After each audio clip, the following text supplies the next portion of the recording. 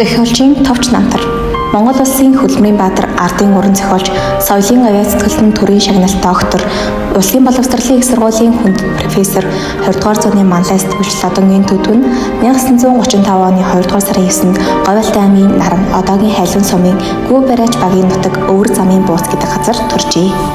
Бага насаа эцэг эхийн гар дээр хаан тайшруулынхаа дунд малчин ахуйд өнгөрөөж 1942-оос 1950 онд Говьалтай аймгийн Наран сумын бага сургууль, 9 болог сумын Бүрэн бус дунд сургууль, 1950-аас 1953 онд Улаанбаатар хотод багш нарыг бэлтгэх сургууль, 1953-аас 1956 онд Улсын багшийн дээд сургууль, 1964-ээс 1967 онд Москва хотод нийгмийн ухааны академиг дүүргэж, 1984 онд нийгмийн ухааны докторийн зэргийг хамгаалжээ. Тэрээр 1950 оноос уран бүтээлийнхээ гарааг эхэлж роман, тууж, өгүүлэлэг, шүлэг найруулал, эссе, шүүмж, нийтлэл зэрэг 1000 хоол давсан уран бүтээл тойруулснаас гадаадад 25 ном орчуулгад хэвлэгдсэн бөгөөд эдгээр бүтээлгүүдээсээ төвөрлөн 40 бот ном гаргажээ. Ялангуяа хүүхэд багчуудад зориулсан яруу тансаг, утга төгөлдөр олон 10 уран бүтээл нь Монголын өсвөр үеийнхний оюун бэлгийг тэлж мэдлэг ухааныг ариужуулахад онцгой өрөг гүйцэтгэх юм а. Хорвоотой танилцсан түүх. 1-р бүлэг эхлэл. Энэ түүх 16 дугаар жарны цагаагчин хай жилийн шөнийн 8-ны өдөр эхэлжээ. Тэр өдөр тэрэгшинд Хорвоогийн амбул нэгээр нэмэгдэж 2 миллиард 533 сая 489 болжээ. Хорвоогийн эр хүний тоо мөн нэгээр өсөж ахиад нэг хөлөг морин эмээл хазаартайгаар ихтэй болж гэнэ. Энэхүү өвөөлөгдөн буй намтар түүхийг бүтээгч тэрээр Хорвоотой танилцсан эхний 6 жилийн явдлыг өөрөө эргэн санахгүй юм билээ. Эхлээд л уйлж сурсан юмсанж уйлахаараа айлгаж хоол олж иддэг юм байжтэй. Удахгүй нэн зэглэж тэгээд уурлаж тэгсний мөлхөж төлөхгүй явж улмаар ярьж сурсан бололтой. Тэгээд л зураг зурж сурсан юм байх. Анхны бүтээлүүдээ шороонд хоцроосон тул архив түлдээгүй юм гэдэг. Нял хоёонд тогтож үлдээгүй тэрхүү 6 жилийн явдлыг ээж нь хожим цухас тухас зурдсан мөлий. Нэг өдөр нарны талыг үл халгалжсан байхыг чи үзээд "Ээж, нар хэмгэрч гисэн байна" гэж их л санаа зовон хэлж билээ. Бас нэгэн өдөр эмгэн ээжигээ уул даваад явахыг үзмэх зуйлагнаж "Ээж, буурал ир тэр уулын цаад руу өнхрөөд орчихлоо" гэж билээ. Чи бяцхан цагаан явгаар тоглолдог байлаа. Түүнийг амандаа өмхөж аваад залгичихжээ. Шүн дунд түүний санаж уйлсан. "Юу болов миний хөө" гэхэд гизрүүгээ зааж "Явам энэ рүү орчихсон" гэж гаслан уйлж илээ. Хуурсан тариа тэрэмдэж байтал өг гэж ууртай нэхэв. "Зодчгаад ав" гэж тоглоход үнэмшиж залтсны хилдэрхээ авч ирээд намайг нэг цохиж аваад дараа нь тариа авахаар 2 гараа сар байв. Тэгэхдээ багны 2 талаар твэрж тоссон юмсан. Нэг атга тариа аваад буцах гэтэл баг нь тэглэж 2 гараа салахыг гэхтэн тариагаа асгачих болж их сандарсан билээ. Энэ мэд олон уучлал хэрэг төвөг тарьж явсан тэрхүү 6 жил өнгөрөхөд мань нэр юу хийж хэлж явснаа өөрөө мартахгүй болсон юмсанжээ. 2-р бүлэг чулуутай танилцсан минь. "Ээжээ, над тоглоом өгөөж" гэж би нэг өдөр гуйлаа. "Ээж, гол дээр оч миний хөө. Тэнд чиний тоглоом бэлэн бий" гэв. Би гол руу явлаа. Зуны дунд үед бараг усгүй болон хатдаг мөртлөө хаврын дунд сард хавь оройг усаар ундалж эргээ хайлан шуугин шаагдаг зантай уулын догшин голын хөвөнд манайх өөдөө урууга нүүдлэн нутгалдаг байлаа. Намайг гол дээр очиход айлын хүүхдүүд ямар нэгэн юм ирэх мэд чулуун дунд доош бүхийн яцгааж байлаа. "Та нар юу хайж байгаа юм бэ?" гэж би сониучрхан асуув. "Тоглоом" гэж товчхон хариуллаа. "Ямар тоглоом?" гэж сониучхан асуухад нэг жаал дөрвөлжин чулуу үзүүлээд "Одоо манай хамгийн гоё авдартай айл" хэмээн хөөрөн баярлав. Голын чулуу дотор байхгүй зүйл үгүй. Аяга, сав, авдар гэд бүгд байгаа гэж нэг охин хариулав.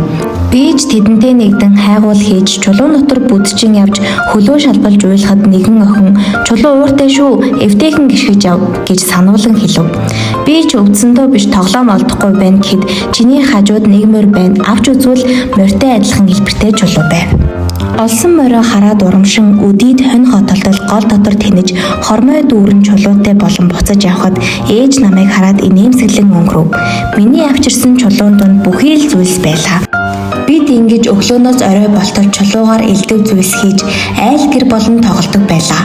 Хаяа бидний дунд үйл ялаг маргаанч болдог. Тэгтэл бидэн дээр нэг өдөр геологч гэх хачин хүн ирж тоглож байснаа шидэд дуран гэдэг чулуу шинжилдэг юм надад өгөв.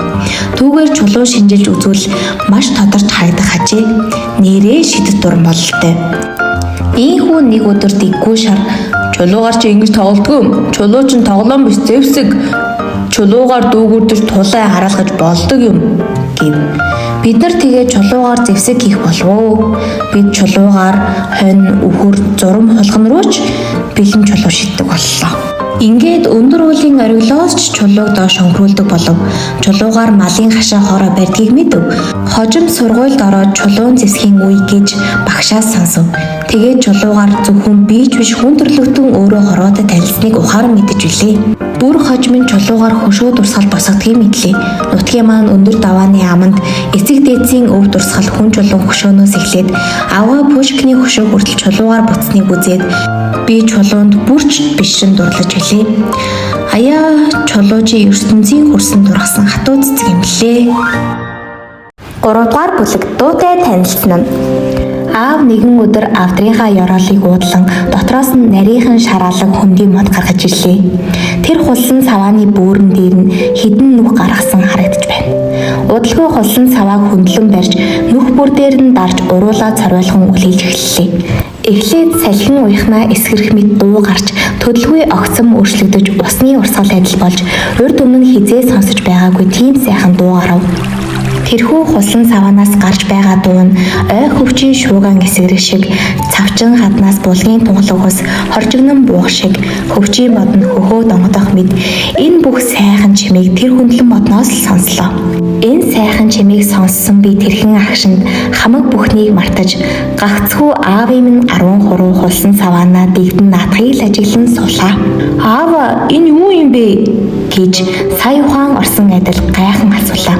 Лимб гэдэг хөгжим хүмүн үүгээр орчлон хорвогийн дуу чимээг гаргадаг юм гэж шоглон хэллээ. Аава юутэй сайхан бэ? Надад зааж өгөөч гэж гуйлаа. Үүний хариуд аав өөрөө оролдоод сур. Өөрөө оролдоод сурахгүй бол түүнд авьяасгүй гэж мэдэрээ гэж хэлв. Энэ ярианаас хойш тэрхүү лимб гэдэг хөгжмийг үлээж сар шахан болжээ. Уг нь тэр лимбнээс дуу гарахгүй биш гарчгаа л та. Гэхдээ өвлийн шөнө хотны захад чон үлж байгаа мэт дуу аваа гарч байлаа. Нэг өдөр чихний улиг барлаа гэж буурал ээж залуу ээж хоёр дургуйцж гин. Гэхдээ би шантраагүй. Тэгжээд л залуу ээж намайг дуудаж энэ лимб чинь чихд өжрөөх юм байна. Би чамд сайхан хөгжим зааж өгье гэв. Ээж тэр хөгжмөө аман хуур гэдэг юмгээд нөгөөх дөрвөлжин хулсаа амандаа барин үлээж чимээ гаргахад аавын лимбнээс ч тутахгүй мөртлөө намуухан дуу гарч эхлэв. Тэр дууны сайхан нь миний сэтгэл таатай чихэн чимэгтэй байлаа. Тэр цагаас хойш би дуун дуртай боллоо. Аавын лимитхийг ээжийн аман хуурдахыг сонсох бүрийг сэтгэл уярж хоолой дээр минь бөөн юм зангираад ирдгсэн. Тэгээд би хөгжимчин болохыг хүсв.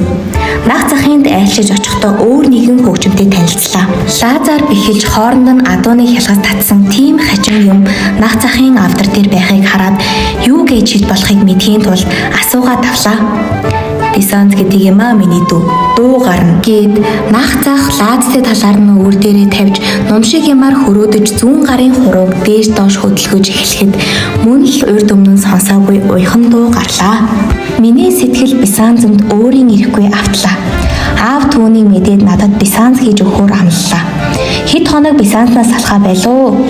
Тэгтэл буурал аав манад айлчилж ирэв. Пөөх яасан сайхан Бисанзтэй юм бэ? Алив аав дарыг гэж тэр ухсгийн Бисанзыг авч хятнуулан хөрөөдлөө. Манайд ирсэн бас нэгэн өвгөн буурал аавыг маань хөгийг нь тааруулаач гэсэнд тааруулахаар ядаж байхдаа буурал аав чихийг нь дураараа мушгиж байв.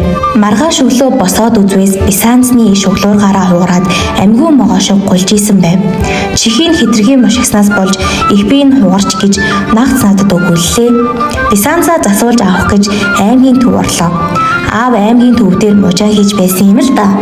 Тийм аймгийн төвөөр явж байтал Баст гэдэг ногоовтор нүдтэй зузаан уралтай жаал шанаг адил модон юм барьж нэг гараараа шудран цохиж пэржигнүүлэн дуугаргаж нөгөө гараараа ишин дээрээс нь атхан хуруугаараа тарч байлаа.